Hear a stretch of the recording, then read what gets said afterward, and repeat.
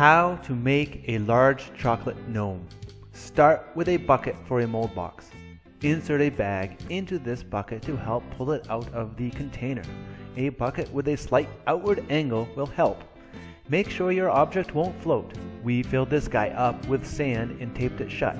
For smaller guys, you can use clay, fondant, or hot glue to hold your shape down. Melt the ComposiMold. We melted this in a double boiler. Smaller amounts are typically melted in the microwave faster. This is about 25 pounds of ComposiMold. If you want, you can use vegetable oil as a mold release, but we didn't for this guy. Let the ComposiMold cool to solidify. We left this overnight. It will cool faster in the freezer or the refrigerator. Pull the gnome out of the bucket and cut the original guy away. Cut around the bottom edge to remove any ComposiMold that went underneath. Don't throw that out. You can remelt it and use that again for another ComposiMold mold. I chose to put the parting line in the back of this gnome. Use pretty much any knife or scissors to cut. Pull the ComposiMold away slightly as you cut so you don't scratch the original.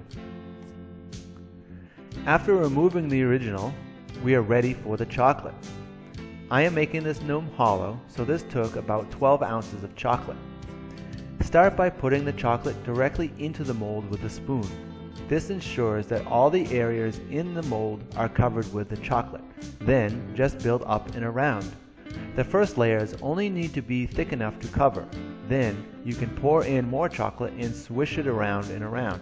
Because this mold was so heavy, I decided to spoon it in and build up the thickness of the mold so it could handle being moved around.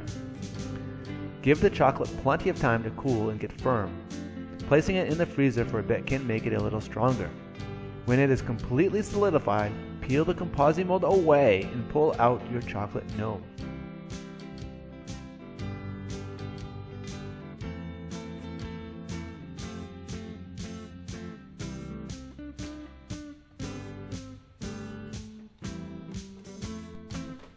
Ta-da!